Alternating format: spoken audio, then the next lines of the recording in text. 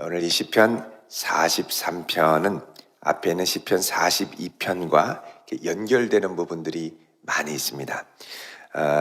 이제 43편은 이제 앞에 시의 제목이 없고 42편의 제목을 같이 공유하면서 가는데, 특별히 여러분 이제 오늘 43편의 5절 보시면, 내 영혼아 내가 어찌하여 낙심하며 어찌하여 내 속에서 불안해하는가. 너는 하나님께 소망을 두라. 그가 나타나 도우심으로 말미암아 내 하나님을 여전히 찬송하리로다. 자, 이제 시편의 아주 중요한 결단의 후렴이 42편에도 두 번이나 등장을 합니다. 여러분 42편 5절에도 보면, 내 영혼아 내가 어찌하여 낙심하며 어찌하여 내 속에서 불안해하는가. 너는 하나님께 소망을 두라. 그가 나타나 도우심으로 말미암아 내가 여전히 찬송하리로다. 이렇게 고백을 하고, 또 이제 이 12절에도 보면 동일한 고백, 내 영혼아 내가 어찌하여 낙심하며 어찌하여 내 속에서 불안해하는가. 너는 하나님께 소망을 두라. 이렇게 이제 동일한 후렴이 세 번에 걸쳐서 등장을 합니다. 그러니까 이제 이 시편 42편, 43편은 이제 같은 후렴을 공유하면서 약간의 이제 내용의 변화들이 이제 진행이 되는데, 이제 핵심은 뭐냐? 우리 인생은 하나님을 붙들고 그 안에 뿌리를 내려야 한다는 것입니다. 그래서 이제 그 핵심적인 우리의 실존, 이렇게 불안해하고 낙담하고 염려하는 우리의 실존이 무엇과 같냐라고 할 때, 우리 어제 보았던 42편 1절에 사슴이 시냇물을 찾기에 갈급함 같이 내 영혼이 주를 찾기에 갈급하나이다, 이 말하죠. 그러니까 우리 인생의 본질은 뭐냐? 바로 시냇물과 같은 하나님의 은혜에 뿌리박고 사는 것. 이게 바로 이제 사실은 시편 1편부터 계속해서 이어져 내려오는 아주 핵심적인 시편의 중심입니다. 그 여호와께 뿌리를 내려야 되는데, 은혜에서 떨어져 나가서 우리를 자꾸 흔들고 은혜에서 떨어져 나가게 하는 많은 방해와 유혹과 환난 가운데 어떻게든 다시 주를 바라며 그 안에 뿌리를 든든히 다시 받고자 하는 소망, 열망, 이게 바로 시편 42편부터 시작되는 하나님을 향한 열망입니다.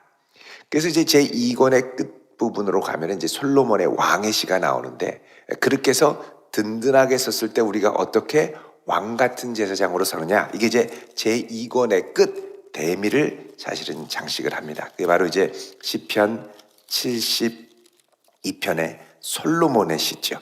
그래서 하나님이여 주의 판단력을 왕에게 주시고 주의 공의를 아들에게 주소서. 그리고 그 영어로운 이름을 영원히 찬송하리다. 그래서 하나님께 뿌리박은 왕, 하나님의 아들에게 이제 아들이 찬양하는 것으로 마무리를 하죠. 그래서 사실 이제 가장 우리 인생의 본질적인 관건, 우리 문제를 만났을 때 본질적인 씨름은 뭐냐? 내가 하나님 안에 뿌리 박고 있느냐, 아니면 이 뿌리 박는 게 약하면 바람에 휩쓸려 나가는 것처럼 악인의 길을 따라가느냐. 이게 아주 중요한 선택의 기로입니다. 시편 여러분 1편에 보시면, 그래서 이제 시편 1편이 시편 전체를 해석하는 아주 중요한 키가 되는데, 복 있는 사람에 대해서 말씀을 하죠. 복 있는 사람은 악인의 길을 따르지 않고 죄인들의 길에 서지 않고 오만한 자들의 자리에 앉지 않고, 그러니까 따르다가 그 자리에 멈춰서고, 그리고 그 자리에 앉아서고, 이제 정착하는 단계입니다. 이 악인들의 길에 정착하는 단계. 따르고 멈춰서고 주저앉고. 그러지 말고 복 있는 사람은 뭐냐? 시냇가에 심은 나무가 철 따라 열매를 맺고. 그러니까 중요한 건 시냇가에 그 나무가 심기는 것. 심기면 거기서 열매가 나오고 나뭇잎이 마르지 않고, 여기서 벗어져 나가면 어떻게 되냐? 나뭇잎이 마르고 열매를 맺지 못하게 되는 것이죠. 그래서 이제 여기서 벗어날 때 악인의 길을 따르는 모습을 4절에 바람에 나는 겨와 같도다 그렇죠. 바람에 휙 불면 휩쓸리는.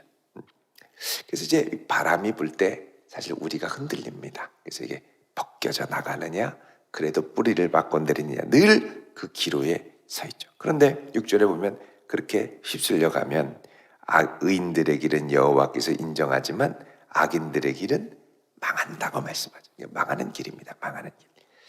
자, 그래서 다시 시편 43편으로 오면 이제 이 목마른 사슴이 시냇물을 찾는 것처럼 우리 인생의 본질은 하나님의 은혜의 시냇가에 뿌리를 내리는 것인데 이 위기 가운데 하나님을 향하여 기도하지요.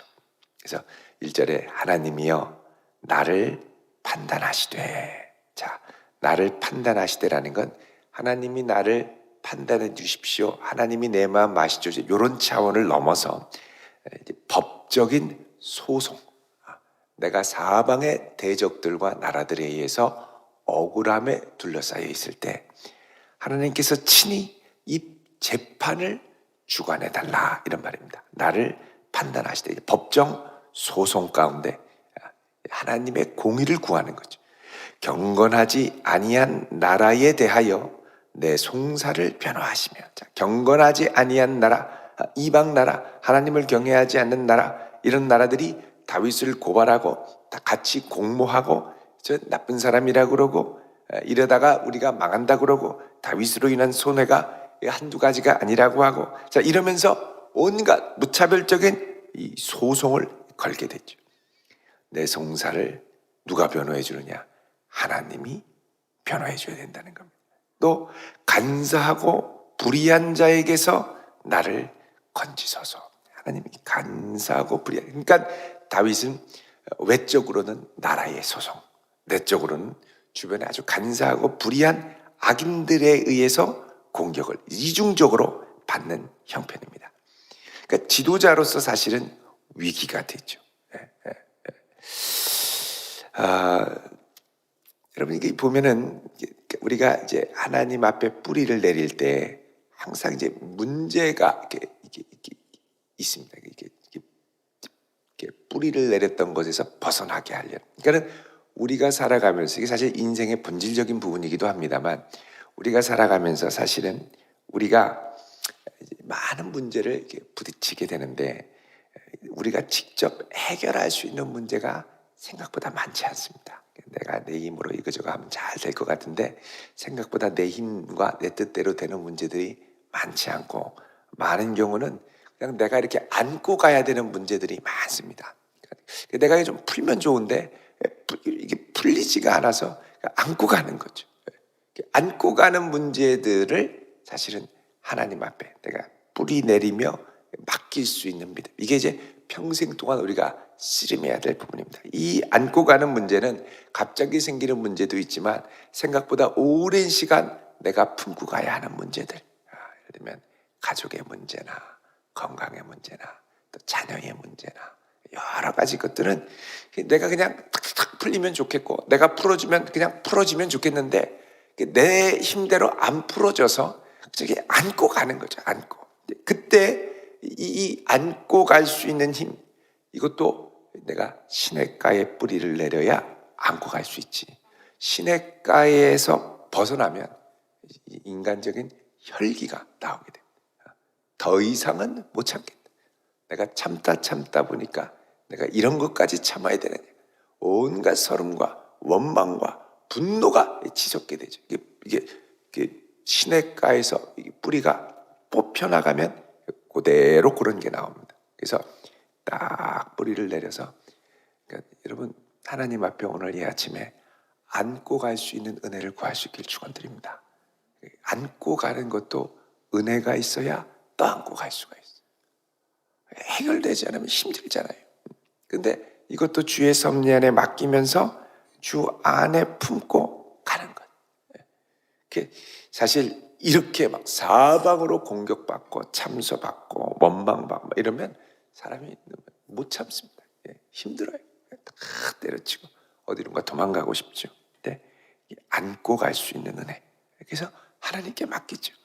하나님 나를 판단하시되 나를 재판하시되 경건치 아니한 나라 간사하고 불의한 자에게서 나를 건지소서. 자, 이 말은 이 어려운 환경 가운데, 이 위기 가운데 나를 건질 수 있는 분은 오직 주님밖에 없다는 고백이 분명히 있기 때문에 할 수 있는 겁니다. 여기에 내가 이거 하나님이 하실 수 없다라는 생각이 들면 어떻게든 내 힘으로 하려고 발버둥을 치게 되죠. 근데 이거는 하나님이 하셔야 되는 일입니다 라고 고백이 나오면 그 다음부터는 하나님을 말하며 주 앞에 나와 간절히 의지하고 기도할 수 있게 됩니다. 그래서 이 간절히 하나님께 기도하는 이 모습, 이게 뭐와 같느냐? 사실은 시냇물을 찾기에 갈급한 사슴과도 같다는 것이죠. 그래서 2절에 주는 나의 힘이 되신 하나님이시거늘, 하나님이 나의 힘이 되시는데 어찌하여 나를 버리셨나이까? 자, 여러분 이 구절을 예수님이 그대로 인용하시지 않습니까? 나 어찌하여 나를 버리셨나이까? 나의 하나님이여, 나의 하나님이여, 어찌하여 나를 버리셨나이까? 이 괴로움, 내가 어찌하여 원수의 억압으로 말미암아 슬프게 다니나이까? 아니 내가 뭐 잘못한 것도 없는데 저런 원수들의 억압으로 이렇게 억울한 삶을 지내며 가야 됩니까? 네, 여러분 이렇게 이 억울한 가운데도 품고 갈 수 있는 것이 은혜인 줄 믿으시기 바랍니다. 3절에 기도하지요. 주의 빛과 주의 진리를 보내시어 나를 인도하시고, 내 인생의 길잡이가 되는 것은 주의 빛, 하나님의 구원과 주님의 진리로 내 인생의 길잡이가 돼야 되고, 또 주의 거룩한 산, 시온산이죠, 성산, 그리고 주께서 계시는 곳에 이르게 하소서. 그렇죠. 자, 이 시편 42편에서 이 간절히 기도하는 이들이 하나님으로부터 떨어지고 포로 상태에 가 있었다고 그랬습니다. 그러니까 이 거룩한 산에 가는 것이 소원이죠. 예배를 드리고 싶어도 온전히 예배를 드릴 수 없고 완전히 이렇게 꼼짝 못하는 상황. 그때 주의 빛과 진리를 보내셔서 나를 인도해 주십시오. 그러니까 이게 그냥 맘만 먹으면 갈 수 있는 상황이 아니라 가고 싶어도 못 가는 상황인 겁니다. 거기서 내 하나님의 거룩한 성산을 사모하며 주님 계시는 그 성산에 이르게 하소서. 이게 포로로부터 해방인데요. 그런즉 4절에 내가 하나님의 제단에 나아가 나의 큰 기쁨의 하나님께 이르리이다. 그러죠. 내 큰 기쁨의 하나님께 이르리이다. 하나님이여, 나의 하나님이여, 내가 수금으로 주를 찬양하리이다. 하나님께 감사하는 마음. 그래서 내가 결국은 가서 하나님께 기쁘게 찬양하고 수금으로 찬양할 수 있는 영광의 날을 주십시오. 기도하죠. 그러면서 다시 자신의 연약한 영혼을 격려합니다. 내 영혼아, 내가 어찌하여 낙심하며 어찌하여 내 속에서 불안해하는가? 너는 하나님께 소망을 두라. 그러니까 내 안에서도 이 믿음이 이렇게 굳건하게 서려고 하지만 이 외부의 상황에 끊임없이 이제 흔들리는 유혹이 있는 겁니다. 믿음으로 붙들고 싶은데 이거 보면은 많이 흔들리는 거예요. 그래서 내가 어찌하여 불안해하고 내가 어찌하여 낙심을 하냐? 너는 하나님께 소망을 두라. 그가 나타나 도우심으로 말미암아 내 하나님을 여전히 찬송하리로다. 그러니까 이제 여기서 확실한 결론은 뭐냐? 자기 힘으로 구원을 이루는 자력 구원이 아니라 타력 구원, 신적 구원, 하나님의 능력으로만 구원이 가능하다라는 결론입니다. 그래서 절대 낙담하지 말고 하나님께서 우리를 구원하시고 나를 움직이실 때까지 내가 그분께 소망을 두며 이 어려운 이 고난의 시기를 안고 가리라. 내가 풀 수 없는 문제죠. 인생에 내가 풀 수 없는 숙제와 문제들이 얼마나 많습니까? 이거 내가 다 못 풀어서 내가 풀려고 몸부림치다가 지쳐서 널브러지고 포기하고 막 이런 게 아니라 풀지 못하는 문제를 안고 하나님, 이 문제를 어떻게 하면 좋겠습니까? 믿음으로 맡기며 지금 이 낙담되고 어려운 현실을 걸음걸음 갈 수 있게 하는 힘, 이거는 오늘 시편에 나오는 시냇물을 찾기에 갈급한 사슴이 가는 영적인 순례의 행보입니다. 여러분, 우리가 하나님 앞에 해결된 문제도 있지만 여전히 우리 앞에 있는 수많은 인생의 숙제들, 이 아침에 주님께 맡기며 나아갈 수 있기를 축원드립니다. 품을 수 있는 것도 은혜입니다. 안고 갈 수 있는 것도 은혜입니다. 끝까지 안고 가게 하시고 그 가운데 하나님의 손길을 맛보고야만은 그런 복된 성도로 서게 하옵소서. 결단하며 맛보는 복된 성도 되시길 주의 이름으로 축원드립니다. 기도하겠습니다. 거룩하신 아버지 하나님, 우리 인생에 풀 수 없는 문제들이 얼마나 많은지요. 내 힘으로 해결하고 싶어도 내 힘으로 되지 않고 다른 사람이 내 뜻대로 움직여주는 것도 아니고 모든 환경과 여건이 사방으로 불안하고 낙담되고 이 시간 주님께만 소망을 두기 원합니다. 주여 오셔서 도와주시고 끝까지 품을 수 있는 은혜도 허락하여 주시옵소서. 예수님의 이름으로 기도드리옵나이다. 아멘.